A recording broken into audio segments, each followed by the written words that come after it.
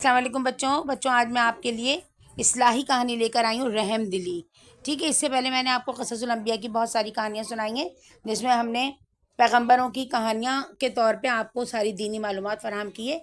आज मैं आपको बता रही हूँ इस्लाही कहानी। अच्छा, ये कहानी अगर अच्छी लगे तो कमेंट करके मुझे लाजमी बताइए कि आपको इस्लाही कहानियाँ ज़्यादा अच्छी लगती हैं या इस्लामी कहानियाँ। चलिए हम कहानी पढ़ रहे हैं।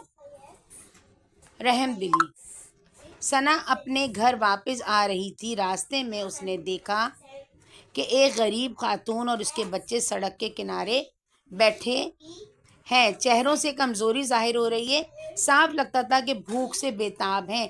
मुकम्मल वीडियो देखने के लिए मेरे यूट्यूब चैनल को सब्सक्राइब कीजिए, लाइक कीजिए एंड फॉलो कीजिए और मुझे लाजमी कमेंट करके बताइए कि आपको इस्लाही कहानियाँ देखनी है या आपको क़ससुल अंबिया की कहानियाँ सुननी हैं। आज हमने पढ़ी है रहम दिली।